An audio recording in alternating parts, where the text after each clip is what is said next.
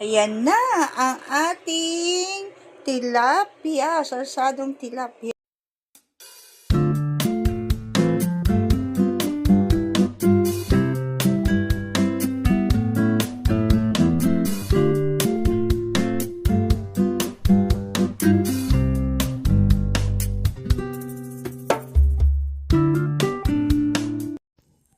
Ayan, gagawa po tayo ng salad. Start na po tayong mag-diet today at iyan lang ang kakainin ng lola mo. Cucumber salad and carrots. Ayan guys.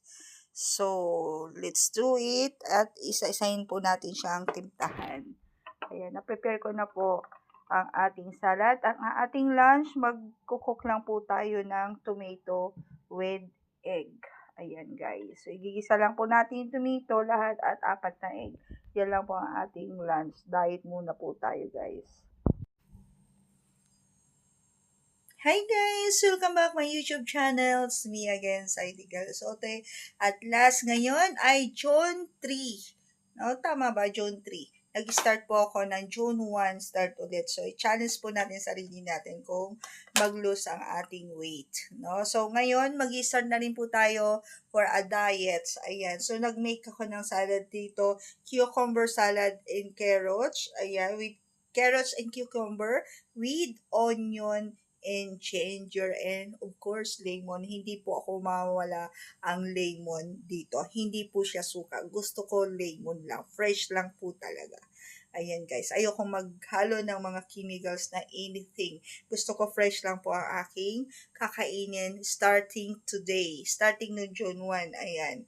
So, magpe-prepare lang po tayo ng ating lunch, brunch. No? So, mayroon akong tilapia, mayroon akong fish fried, and of course, ang ating gagawing sarsadong kamatis with egg. Ayan, 4 na egg. Igigisa lang natin yan para may katirno po yung ating fried tilapia. Let's go guys! Magluto na po tayo, mag-prepare na tayo ng brunch.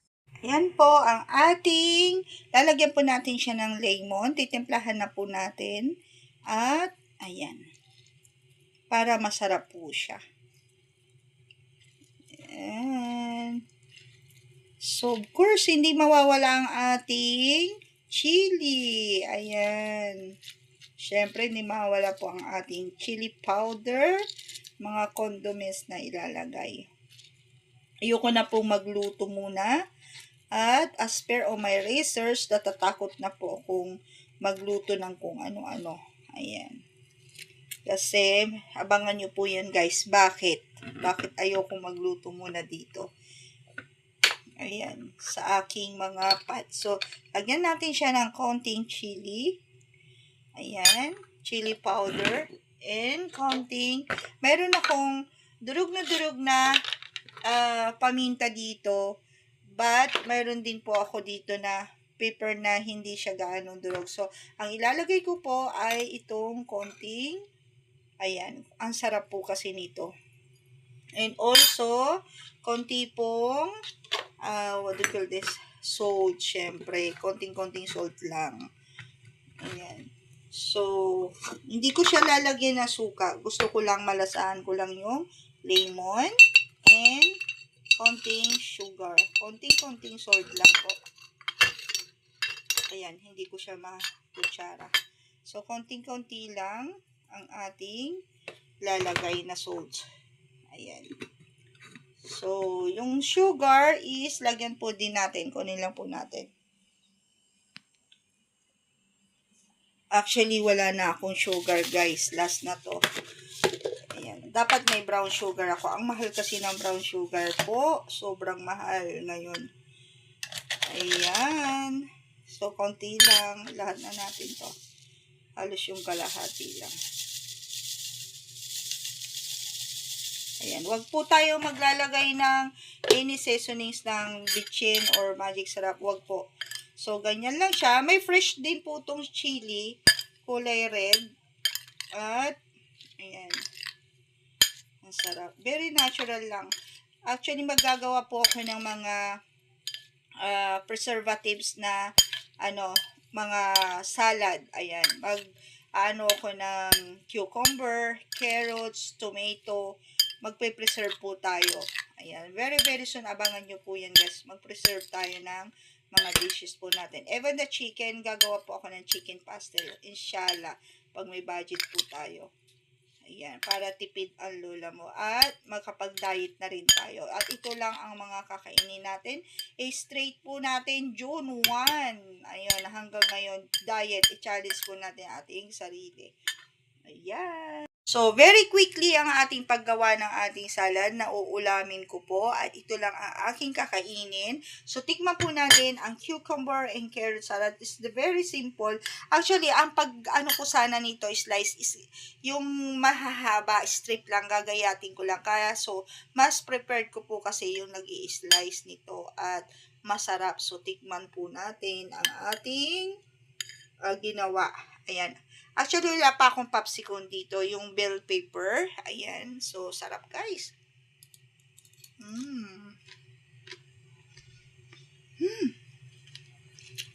Ito yung gusto ko guys. Yung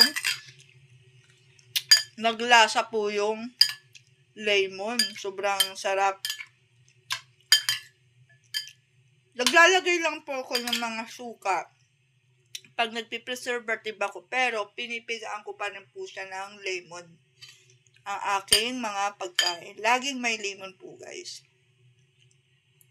Or, sarap, guys.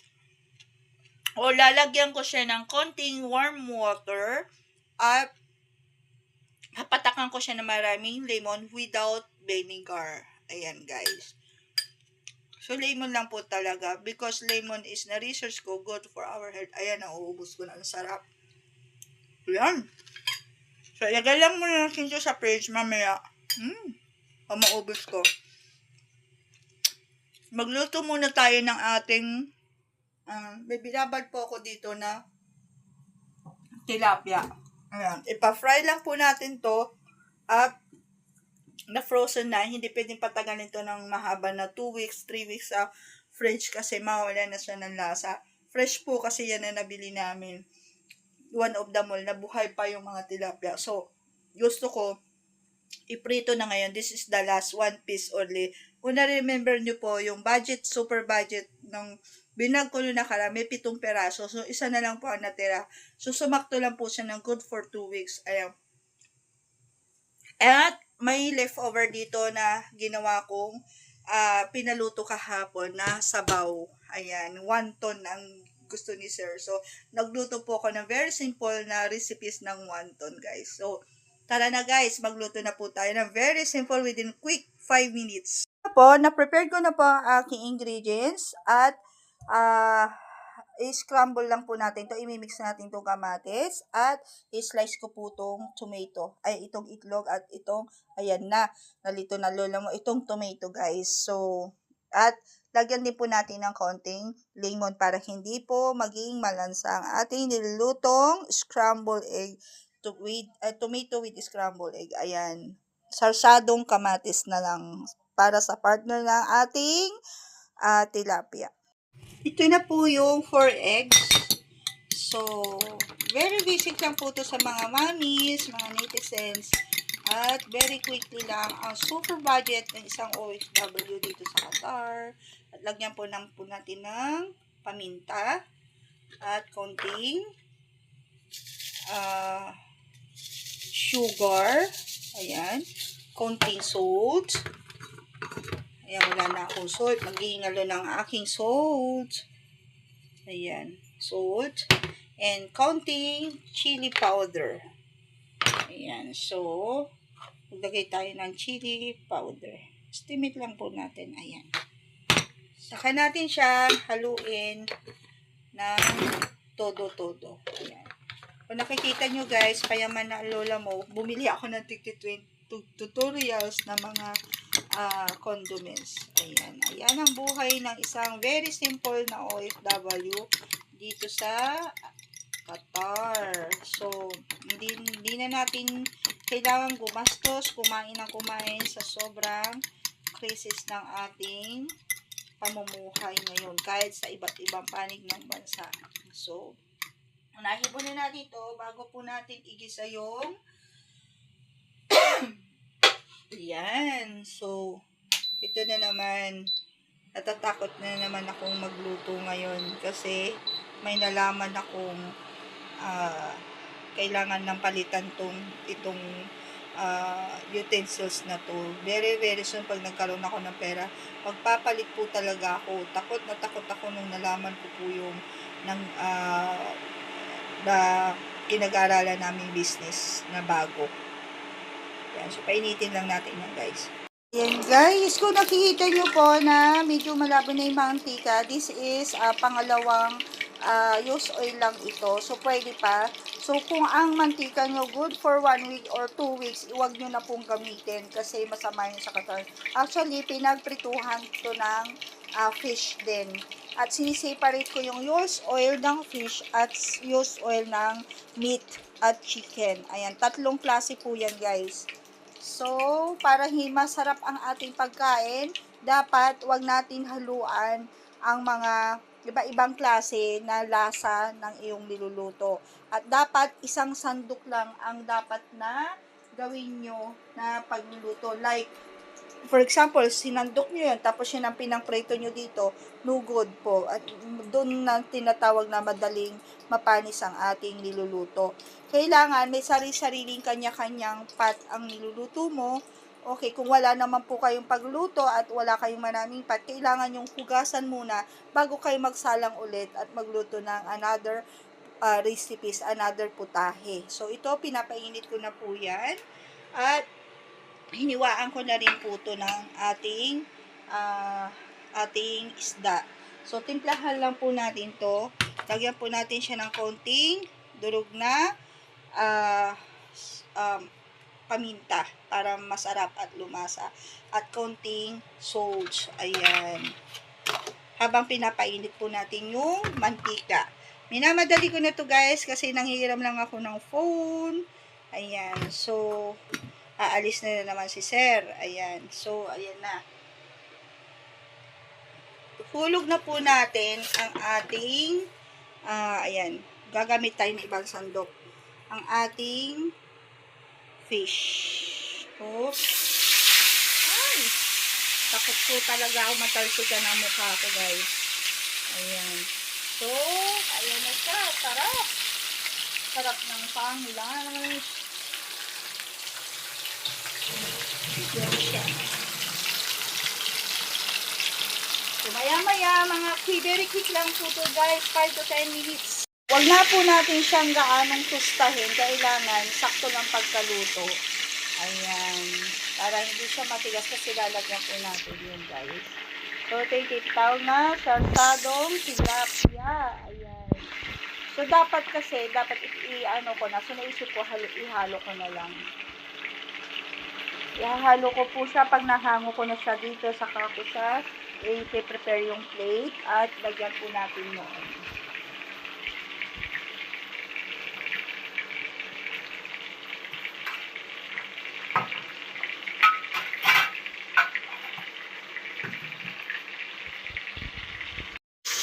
Yan guys, luto na ang ating recipes today, June 3. At ipiprepare na po natin doon sa sala. Ayan, at doon sa dining table at doon tayo kakain. Sala no? Sa dining table. Ayan. Ayoko nang kumain doon sa sala na maliit at gusto ko sa pagkainan mismo. Tara na guys, prepare na po natin. Ayan na ang ating tilapia, sarsadong tilapia. Yan guys, very quickly lang ang ating pagkaluto, 5 to 10 minutes. Ayan na po ang ating sarsadong tilapia at tara na, let's go guys at kain na po tayo. Yan guys, very quickly lang po ang ating pag-prepare. So, andi dito na iniluto natin sarsadong tilapia at ang ating salad. Ayan, keros. Yan guys, so tapos na po ang ating sarsadong tilapia at ang ating carrots, cucumber, salad. Ayan po. So, paborito ko po talaga yan. At 1 cup of rice. Ayan. So, kakain po tayo kasi kahit na kumain ka ng marami sa daytime, huwag ka lang kumain sa nighttime ng rice. So, may sausawan din po ako dito pinrepare kung gusto at ininit ko na rin po yung leftover. Ayan, guys. Ayan. Tigman lang po natin. Ako lang mag-isa. At hindi ko alam kung kasi alam niyo naman, shy camera sa ating boss, ang ating sir. Okay, so tikman ko lang po ang ating ginawa. Super gutom ko na po talaga. At kanina pang 5 AM is what do you call this? Po ako. Ayan. Exercise po ako. Gumising po ako ng 5 o'clock. Yun ang mga gusto kong routine ng aking nakatulog po ako. Maraming salamat. Alhamdulillah. Nakatulog po ako ng maayos kagabi. So, 6 hours po ako. Kasi galing pa po kami ng business training. So, ngayon po guys is maaga ang aking pag-exercise sa labas. Nagpa-araw na rin ako sa labas. Actually, this is the day 3, June 3. So, start na po natin mag-diet. Super taba ako po talaga. So, hindi ko pwedeng biglain na hindi ako kakain ng rice. Hindi po totoo yan. Kumain po kayo ng maraming rice kasi ito calories to at pwede nyong sabayan ng ating pag-exercise. Okay? Rice is life, no? So, tikman na po natin to at gusto ko pong iulam. Actually, I forget my ampalaya sa aking fridge. So, may ampalaya pa po akong natira doon na salad. So, kain tayo, guys. Tikman na po natin ang ating luto. Ayan. So, ayan po, oh. Sarap. Ang sarap po, promise. Ang sarap na tilapia. Lalo na pag bagong harvest po to, halimbawa nasa farm na ako, mahilig mag-alaga ako ng tilapia, hito, ganyan guys. Sobrang harap. So, ito po yung guys, ang ating ampalaya. This is the ampalaya leaves, bitter leaves, no, na ginawa kong salad. Okay guys, so, kainin natin to. Pwede pa to kasi kahapon lang po ito ginawa. So, maganda rin po ito kay sir kasi sa mga diabetic, sa mga age ng 60 dyan nag-start na po ng mga diabetic, mga sakit-sakit. So, kailangan na po nating unahan na ang pagiging diabetes. Ayan. Harap guys. Sobrang harap.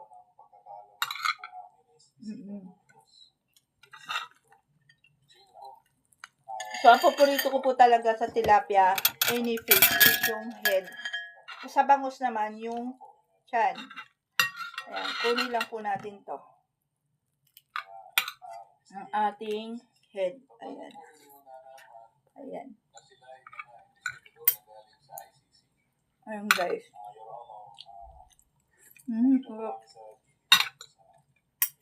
Pag na-frozen, ang hirap na po siyang lutuin. Nagkakaroon siya ng blood sa loob.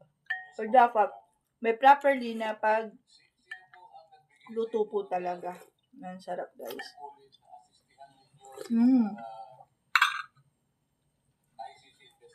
Pag nagugutom po kasi ako, nanginginig ako.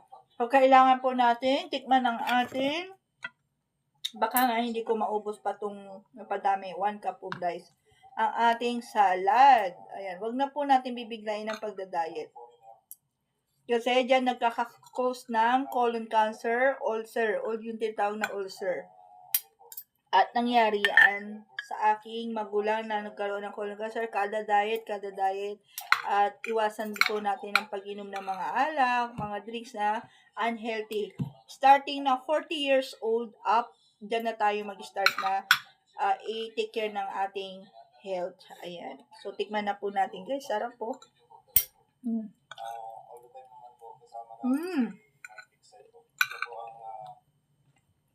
Namiss ko bigla yung sprout. Actually, nagtanim po ako dyan. Kasi kakaubos lang namin nung nakaraang linggo ang dahon ng sprout. Susunod, pag nag-harvest po ako ulit, gagawa tayo ng salad ng sprout. Pero ibahin naman po natin yung pagkasalad niya.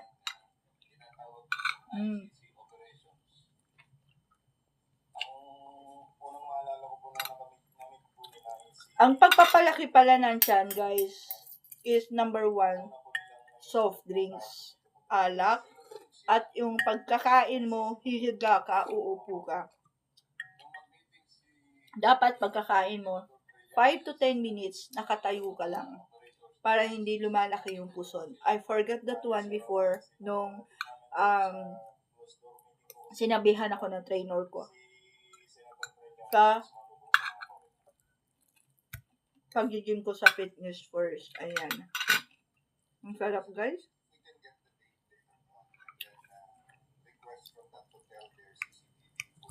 Kubot ng salt. Sarap.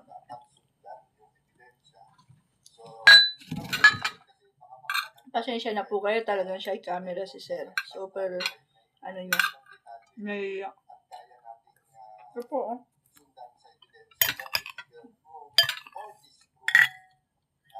Kain tayo. Alam, harap. So, ito po yung salad na ampalaya. Sobrang pait po to, kaya lang, kailangan natin tiisin. Ang pait talaga, kaya nga ampalaya ang pait. Pero, ito yung nakita kong ampalaya na hindi yung ordinary na tinatanim natin sa Pangasinan or sa Pilipinas. I think this ampalaya is from Indian bitter, no? So, ito po, kaya super pait, grabe pait, mas mapait pa doon sa akdo ng papaitan. Sobrang pait po talaga. Pero very healthy po siya sa katawan.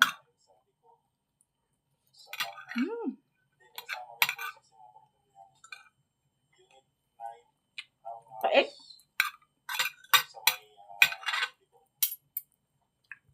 Na half cooked tuloy yung tilapia.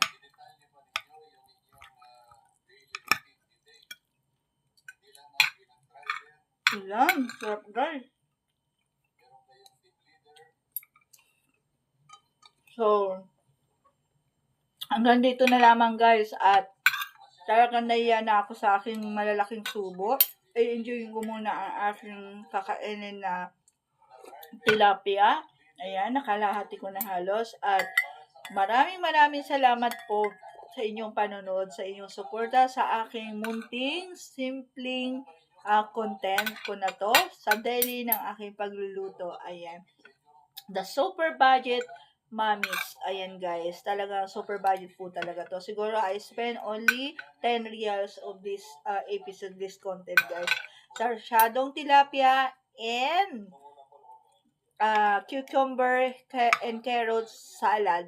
Ayan guys. So thank you for watching guys. I love you. Please like and share and comments down below. Comments lang po. Or likes and subscribe my YouTube channel. It's me again, Saidi Garsote, and I love you all guys. Love you and God bless. See you tomorrow. Bye. Love you.